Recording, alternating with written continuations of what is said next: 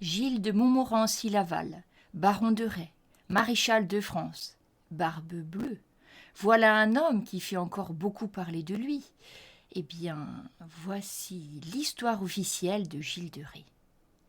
Né dans les années 1400, dans la tour noire de la forteresse de Chantaussé au bord de la Loire, Gilles fut élevé par son grand-père maternel, Jean de Craon, à la mort de ses parents.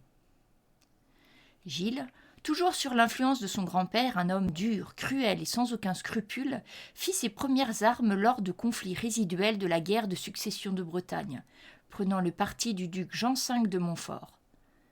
Conseillé par Jean de Craon, Yolande d'Aragon, duchesse d'Anjou et belle-mère du futur roi de France Charles VII, poussa le duché de Bretagne à se rapprocher du royaume de France. Cette alliance, qui ne dura qu'un moment, permit ainsi au jeune Gilles de mener ses premiers assauts contre les Anglais. Ce fut le 6 mars 1429 que Gilles rencontra pour la première fois Jeanne. Subjugué par sa pureté et sa détermination, le seigneur de Rais décida, pour le meilleur et pour le pire, de suivre celle qui arrivait à entendre les anges de Dieu et qui recevait ses commandements du roi du ciel. Rien ne permit de prouver que Gilles avait des sentiments pour la jeune pucelle, mais Jeanne, avec son allure de garçon et sa sainteté, avait tout pour lui plaire. Compagnons sur de nombreuses batailles, Gilles et Jeanne allaient de victoire en victoire jusqu'au jour du sacre de Charles VII à Reims. Ensuite, tout ne fut que défaite.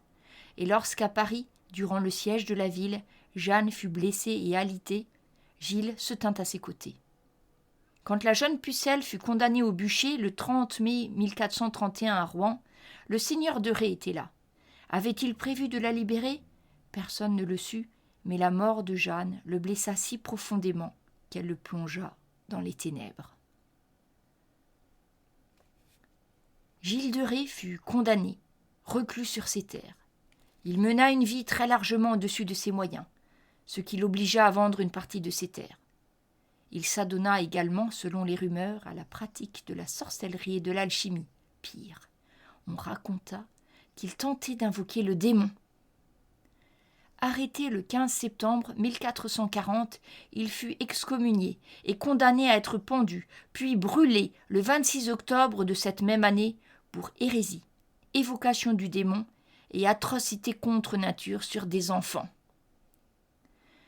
Voilà une histoire qui promet, d'autant plus que dans Trinité, Gilles de Rais et la vie antérieure d'Augustin de Breuil, qui sera joué par dans le prochain épisode solo de Trinité.